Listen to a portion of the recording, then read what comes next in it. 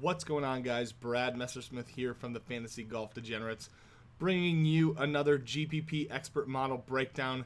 This week we are talking about the Arnold Palmer Invitational. As always, if you want to get a hold of the information, the stats, and my very own GPP expert model, make sure to become a premium member on thefantasyfanatics.com. If you like the videos, if you watch every week, be sure to hit the subscribe button below so that you can get the information every week at your fingertips. Let's go ahead and get into the tournament. So let me start with the stats.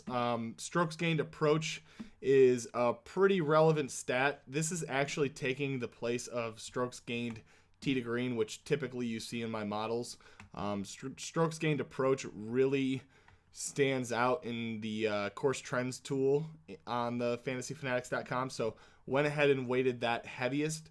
Birdie or better percentage, as we know by this point, is very, very relevant. In terms of fantasy scoring, it's probably the most important statistic. FedEx Cup points is not something I typically put into models.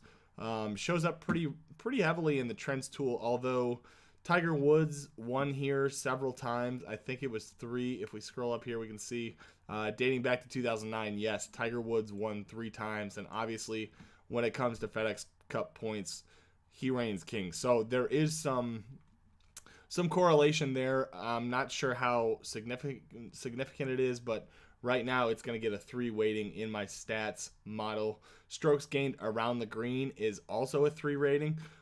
Originally, if you listen to the podcast that I'm on, the Fantasy Golf Degenerates podcast, you will have heard me talk about the fact that the rough was very, very long this week going into the tournament. We're hearing reports now that the rough has been cut very, very thick, still a little bit of a defense, but not something that's going to scare me as much as it did originally. Strokes gained around the green and or scrambling, I think, are going to be somewhat relevant this week.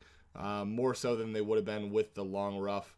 And then driving distance gets a 2 weighting, which is something I may change before the end of the week. I think I'm going to leave it in there. It's a bit of a longer course. I think you're going to see driving distance at least come into play to some extent. Doesn't have a very strong weighting, so not anything that's going to scare me off of guys too much if they do not hit the ball extremely long. And we'll see that show up in the model. So, all of that being said, let's go ahead and start getting into some of the guys that I really like this week. First and foremost, Henrik Stenson. It's hard to disagree with the fact that he is phenomenal here, coming off a 7th place finish last week, despite the fact that I thought he could have played better. It's kind of tough because watching some of the round, I think, there were some highlights for Henrik Stenson, but there were definitely some opportunities there that he missed. So, and when you look back at his course history, obviously it's I think it's the best course history in the field, I would imagine. 4 straight top 10s and a top 15 before that, 7 of 7 in made cuts dating back to 2010. Nothing to argue with there. Henrik Stenson, if I can fit him in, will probably make it into my cash lineup as well. Justin Rose is in kind of a similar boat. Strokes gained approach scares me a little bit, but when you look at him statistically, he really makes sense in almost all the other facets. Has been playing very good golf. I'm pretty bullish on Justin Rose this year. I think he's going to have a pretty good year this year, so somebody I'll be targeting quite a bit. And I don't hate his price at $9,500. I think the discount that you get there is significant enough that really somebody I'm going to be targeting pretty heavily in both cash and GPP formats. The next couple of guys are GPP exclusive. Francesco Molinari, 8,600, has been playing very, very well. Statistically, you can see he's been somewhat of a standout. Strokes gained around the green scares me a little bit through 2017, but at 8,600, Francesco Molinari stands out to me as a pretty good GPP play. Definitely some risk there, but has been playing very consistently and has shown some upside. So we'll be playing some Molinari. Brendan Grace is a play that I am basically completely ignoring everything in the stats. This is not something I do very often, but I'm trying to work it into my game more often. Brennan Grace is a field play for me. I don't expect him to be extremely high owned. He has not been playing extremely good golf. Not anything that's going to stand out to anybody. So his ownership should be a bit deflated, but a golfer who I think is very, very skilled, very talented. Had the week off last week, which I don't mind. So, like I said, just a field play. Take it with a grain of salt. There's not really a whole lot there that you can speak to with Brennan Grace, but somebody I'm going to be targeting. And the low ownership is just a little bit of a bonus. Tony Finau at 7,600 is a guy that I'm going to continue to harp on. I've talked about him last week. I've talked about him, I think, in almost every video that I've posted since the beginning of the year.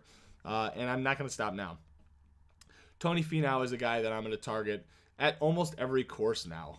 He's starting to stand out even on courses that in the past would not have made perfect sense for him, which is something that I think is very interesting, especially with the fact that he's no longer playing the Nike golf gear. He's still wearing it, but he's not playing the clubs, which I think is kind of an interesting narrative for Tony Finau. Again, I'm going to be bullish on him probably all year. You'll see him show up in a lot of videos. Bubba Watson is kind of an interesting guy this week for me. Obviously, there's no question that through the seasons thus far, he has not played well at all. Definitely underperformed expectation. He's dropped all the way down to 7,500. He is now playing a Titleist ball, according to several reports as of this point. In the practice rounds, on the driving range, he's playing Titleist balls.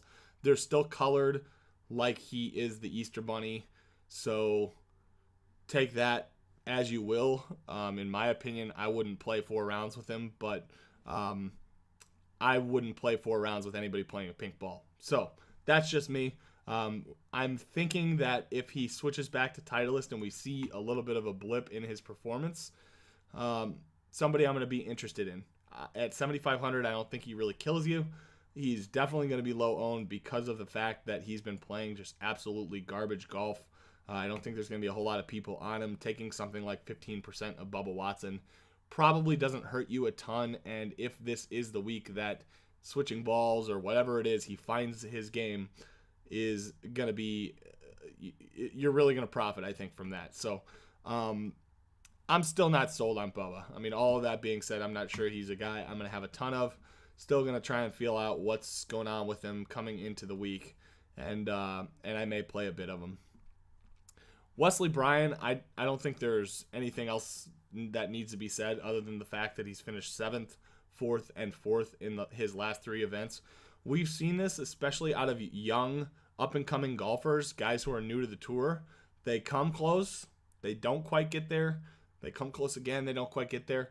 Eventually, they break through, and usually it's very soon after they're knocking on the door of winning. Wesley Bryan could be in that situation. I think that Wesley Bryan's going to win on tour this year. Most likely, I'm going to be on him when he does. I've been playing him most every week. Haven't talked about him a whole lot, but I think he's going to be a little bit more chalky because of his recent form, but somebody I'm going to be jumping on. And if he continues to play the way he plays, there's no question at 7,100 he's going to make a great GPP play. Pat Perez, you probably have heard me harp on him before as well, is a guy that I'm very, very bullish on this year. If you're the betting type, 90-1 is not a bad number. I went ahead and took 90-1 on Pat Perez early on. I believe, I don't remember what his odds were to top 10, but that may be a bet I take before the end of the week as well.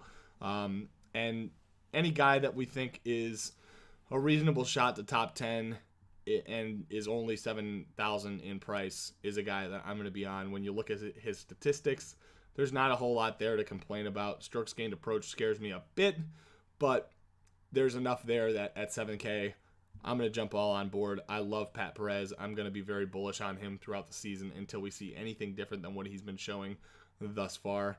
And last but not least, Anirban Lahiri at 6,700 is a great GPP play. Expect him to be a little bit chalky.